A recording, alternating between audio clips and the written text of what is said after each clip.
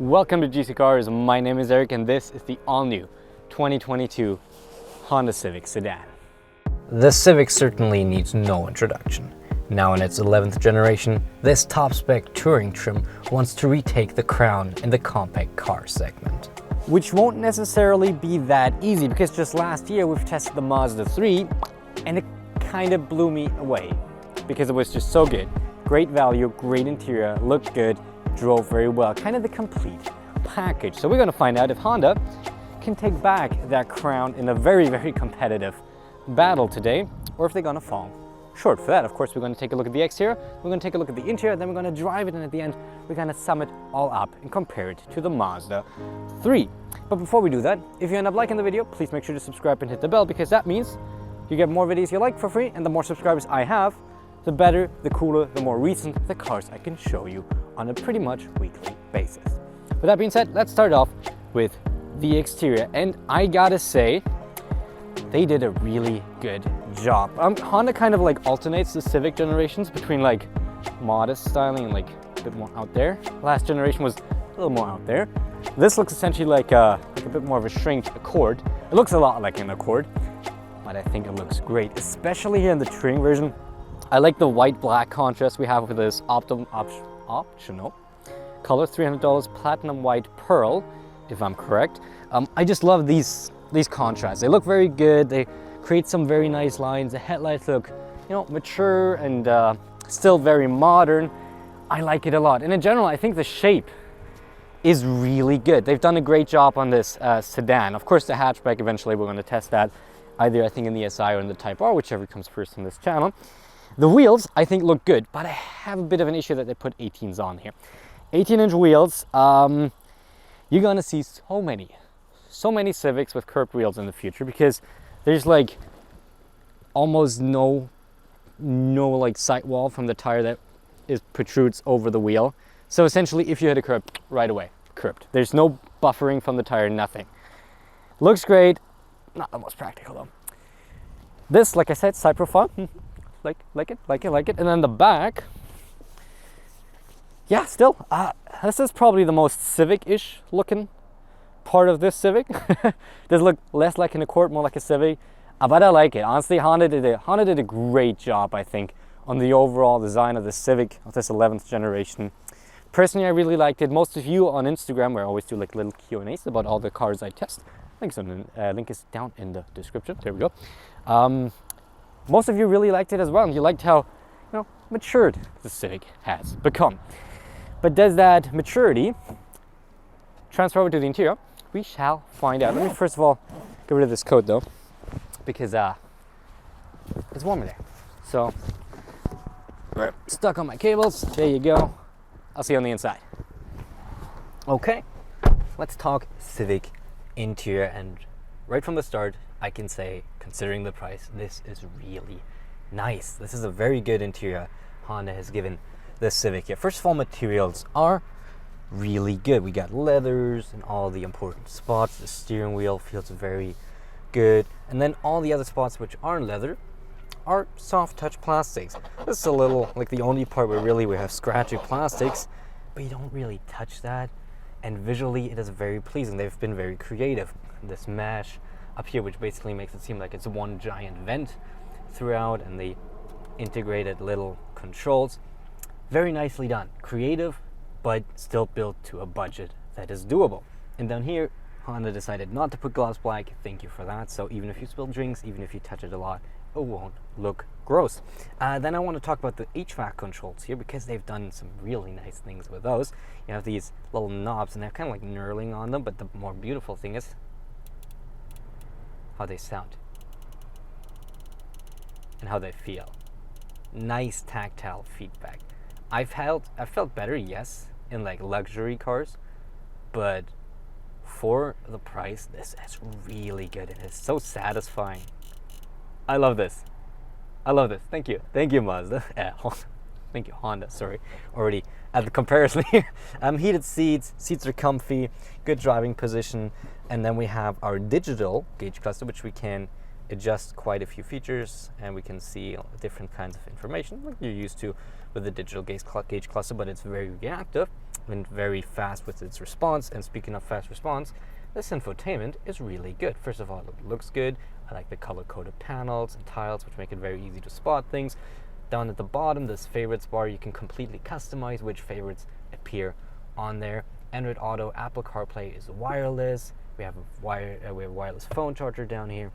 Oh, this is well thought out and a lot of very good features you want and expect in a car. Of course, we also have a sunroof up there. This is good. This is really good. Honda has done a great job, and for the price, it doesn't get much better than this. But let's take a look at the second row, shall we?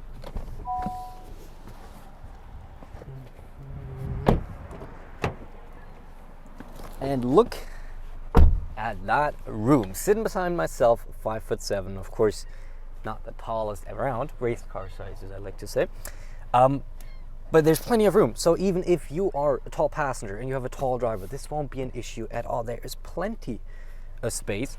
Headroom is okay, it's good for me, of course.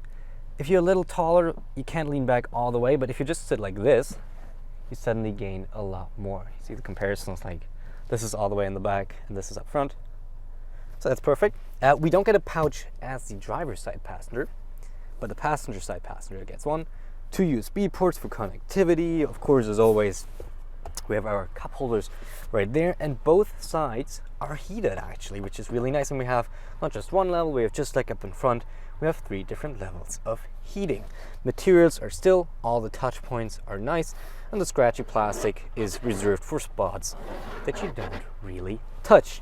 And lastly, the seats themselves are very comfy. Good lateral support here in the Civic, so even if your driver kind of wants to make use of the nice driving that this Civic offers, a nice handling, it'll hold you in place very well.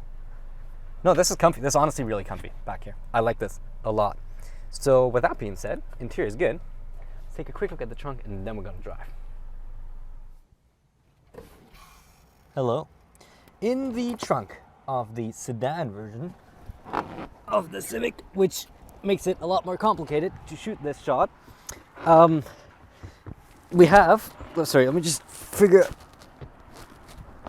elegant, as always, 14.4 cubic feet of space, which is importantly more than the Mazda 3 sedan, we tested the hatch, but sedan to sedan comparison, right, offers. So yeah, that's a win for the Civic. We don't want to close this yet though, because of course, if you don't have enough space as is, you can always make yourself a little more.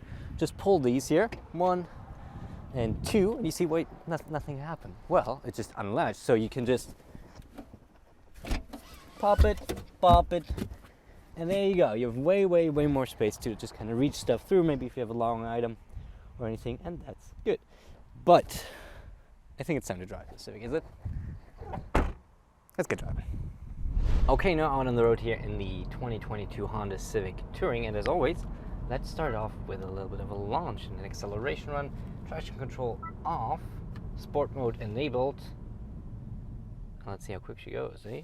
And we want to do start stop off before we go to stop. Okay, here we go. Oh, she's decently quick. Even in this wet weather that has kind of changed from the recordings we just did.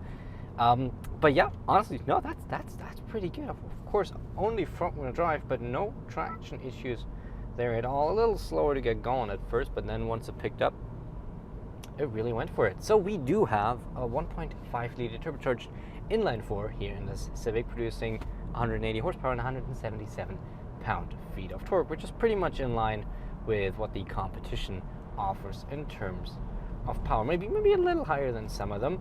The Mazda 3 we've had was the turbo, so it made like 250 horsepower, but that was also as tested like $4,000 more, like $3,000 or $4,000 more than this. So I'm of course comparing it to the base engine that the Mazda has with it, which has exactly the same amount of horsepower. Anyhow, what you might have not noticed in this one is that we do have a CVT. It didn't even sound like we had a CVT, maybe like very briefly, but it goes up the rev range and then drops a few RPM, goes back up, simulating gears. And overall, I gotta say, I really like this CVT. I know CVTs are kind of hated in like enthusiast circles, and they like always say, oh, why is it just CVT? This is actually really good and better than most torque converter automatics. I gotta be honest, guys, like in the city, it is just very nice to not have constant gear shifts, especially, once again, because that's kind of the theme of this video, comparing it to the Mazda 3, which only had a 6-speed transmission, so every single shift was more pronounced due to the higher differences in RPM between the gears. The CVT can just hold almost constant RPM. Of course, it doesn't do that. That would be very annoying, and that would be very jarring for the driver. So it alternates the RPM a little here and there, makes it sound like there's shifts, but it's just like very smooth overall. I like it, but let's see how quick it reacts. 50 kilometers an hour, 30 miles an hour. Took a while to get going, spool up, but now we're going, and brake her back down. And of course, the nice thing about a CVT is it can react really quickly. I wouldn't say that this is the quickest CVT to react to inputs that we've ever tested, but it is still, thanks to CVT, like you don't need to wait for the gear shift, and then suddenly the power comes in. It's very smooth, and at the same time, if you get off the throttle while you you're floored and you get off, it's very quick to drop the RPM back down again. So as much as I know some people won't like me saying this, I like this CVT a lot, and I was one of the very few people on Instagram in the poll that I gave you that selected Sedan plus CVT and not the manual, because this is daily driver, right? The SI and the Type R will be for the manual. Anyhow, with engine and transmission out of the way, by the way, power really is plentiful. 7.5 seconds to 160 miles an hour according to Car and Driver. Roughly there, 7.5. Which is, you don't really need more. It's not fast, but the SI exists. So let's test the suspension, the Civic, on this terrible road. Okay. You can see, horrible road, but it's very well isolated. Very few cars at this price point. Oh, that hurt. That hurt. Not like physically, but hearing that was painful. It is very well dampened, very well set up suspension here, because I don't really like all these vibrations. Now I start feeling them a little. My butt gets shaken a little, but most of it is absorbed completely by the suspension. Most of it I don't feel. It's only like the medium to like big bumps where I really start feeling something, and even there, it's never at a point where I am uncomfortable. Gotta dodge some of the worst potholes here. I think the road got worse actually. But like, look at this. It's just like very bad patchwork, like probably over the years, and it's good. It's, for the price, it's surprisingly good how it rides, and it might be the most comfy ride out of all the compact sedans that we've had so far. Well, compact cars, let's say it like that, because like I said, the Mazda 3 was a hatch, but we shouldn't get caught up in the details here, all right? Anyhow, take away with this, it rides really well, and it's also actually pretty quiet in here. It's not super loud like in some other budget cars, it's like they gotta save money somewhere, so sometimes it's not as well there's not as much sound deadening. This one, once again, it is nice. Of course, the last car I drove was an Infiniti QX55, and before that I had the Escalade. Of course, it's louder, noticeably louder than those, but not by that much. For a compact car, it's really good. But let's test some handling, as we always do around here. And I like how this drives.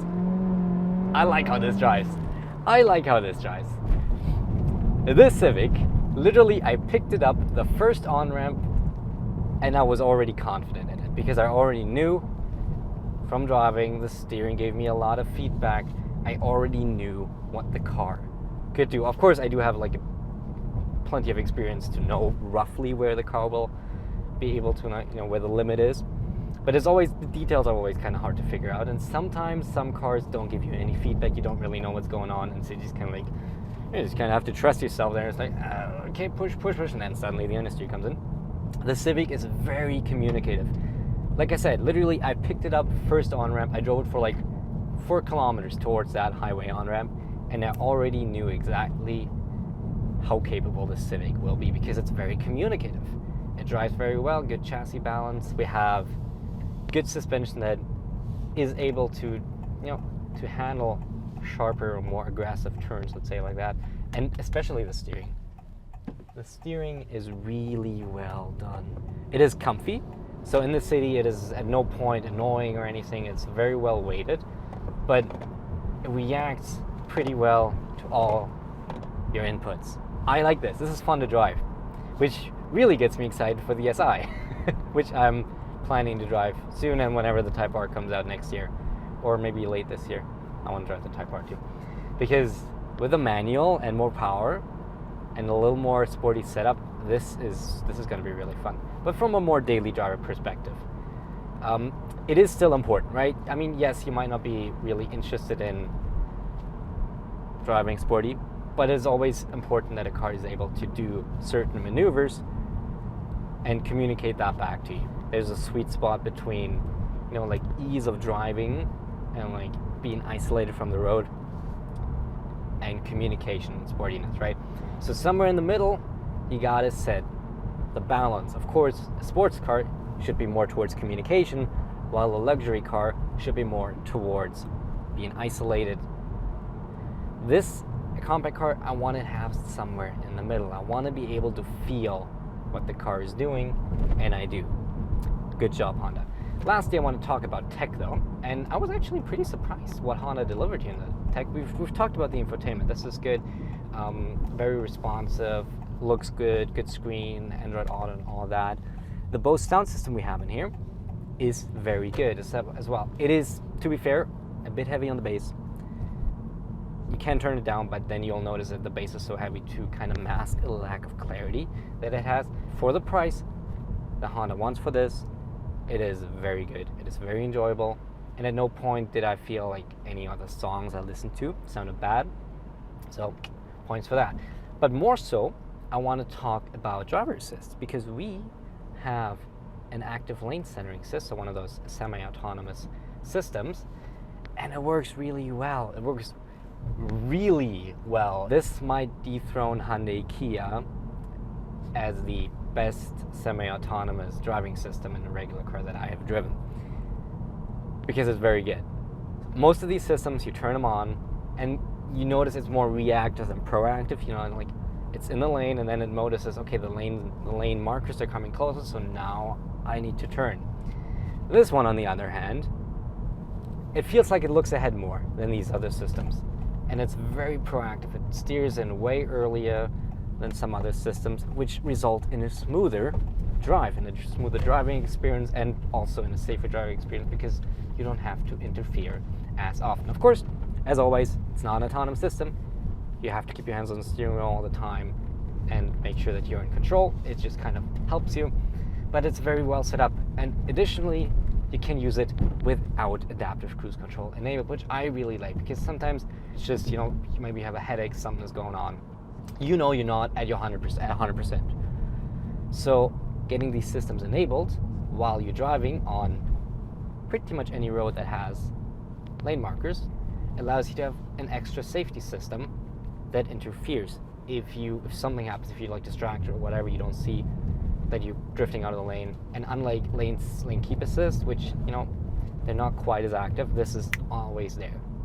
So I really like that. I like that it's decoupled. It gives you a lot more opportunity and a lot more possibilities to use it. And like I said, it works really well. And that really surprised me, because for this price point, that's not very common to have such a to have it at all, and then to have it work this well. But that kind of means we talked about everything that I wanted to talk about here. So let's sum it all up. In the final thoughts, look at what Honda wants for this Civic Touring here, and then compare it to the Mazda and decide on which one you should pick. Let's go over there. Okay, final thoughts on the 2022 Honda Civic Sedan in the Touring trim. And there's really only one thing to say. At $34,181 Canadian, US dollar price somewhere on your screen right now, this is an amazing value. What Honda gives you for that money, even at the top trim, which normally doesn't have the best value, this is really, really good. But I said right in the beginning, it needs to be better, or at least be competitive with the Mazda 3, because that is for me the segment leader right up until now, so where we can do the comparison. So how does it fare against the Mazda 3? That's pretty difficult to say, because you kind of have to see it from different angles.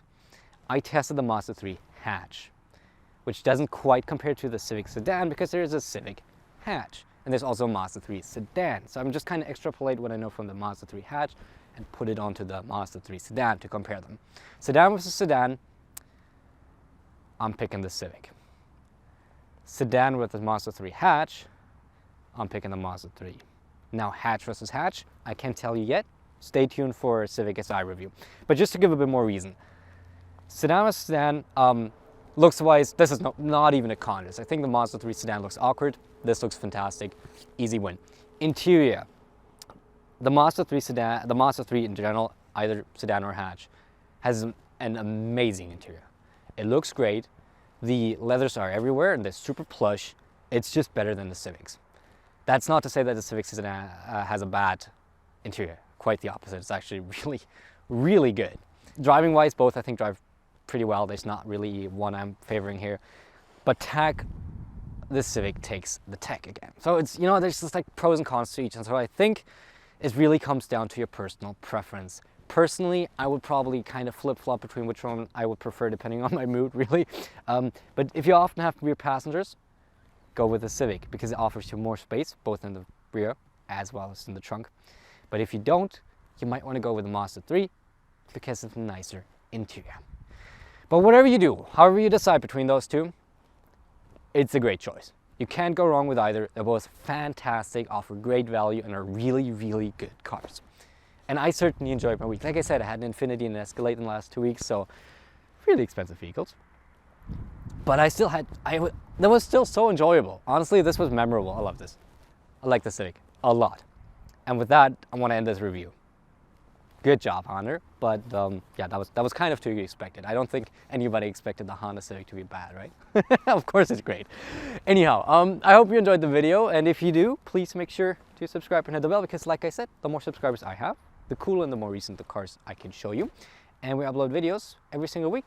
Reviews plus 3 POV test drives, 1 at night, 1 in the city, and 1 on the highway about every car that I test, to give you more of an opportunity to really see how it is to own these kinds of vehicles. And of course, if you subscribe and you like the videos, you get more videos you like. And very soon, haha, very soon, the video's gonna get a lot better. I'll tell you that because I have time. Anyhow, stay tuned. Thank you so much for watching. I hope you liked it, and I hope I'll see you in the next one. Thank you and goodbye.